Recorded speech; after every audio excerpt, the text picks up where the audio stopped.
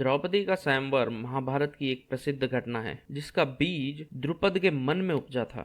द्रुपद अर्जुन को अपना जमाता बनाना चाहता था। हालांकि द्रुपद ने पांडवों के लाक्षागृह में मारे जाने की बात सुनी थी, लेकिन उसे इस बात पर पूरी तरह से यकीन नहीं था कि पांडव मर चुके हैं। इसलिए उसने हवा में लटकते हुए एक ऐसे यंत्र का निर्माण करवाया जिसमें लक्ष्य भेदन करना बहुत कठिन था, और उससे भी कठिन था वो धनुष चलाना जिसे लक्ष्य भेदन के लिए रखा गया था। उस धनुष पर प्रत्यंचा चढ़ाना और बाण संधान करना बहुत कठिन था। अब स्वयंवर का समय आया और सारा भारत वहां द्रौपदी को जीतने के लिए आया। एक एक करके सबने प्रयास किया, लेकिन कोई भी धनुष की प्रत्यंचा तक नहीं चढ़ा सका।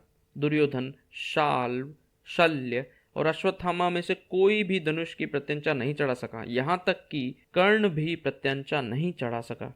शिशुपाल और जरासंध जैसे दिग्गज भी इस काम में असफल हो गए। जब वहां उपस्थित कोई भी क्षत्रिय ये काम नहीं कर सका तो घोषणा की गई कि सभा में से कोई भी प्रयास कर सकता है। तब अर्जुन आगे आए, जो उस समय एक वनवासी ब्राह्मण के भेष में थे।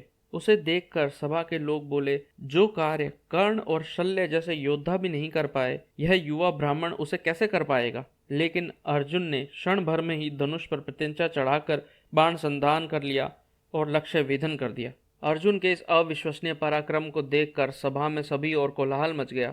सभा में लोगों ने कहा कि भिक्षा पर पलने वाले एक युवा ब्राह्मण ने पांचाल की राजकुमारी जीत ली है। अर्जुन का ये पराक्रम देखकर वहां के युवा राजकुमार बहुत क्रोध में आ गए और उन्होंने अर्जुन को द्रौपदी को ले जाने से रोकने के लिए उस पर धावा बोल दिया। लेकिन भीम अपने भाई का साथ देने के लिए बीच में कूद पड़ा और दोनों ने मिलकर सभी राजकुमारों को परास्त कर दिया और द्रौपदी को वहां से लेकर चले गए।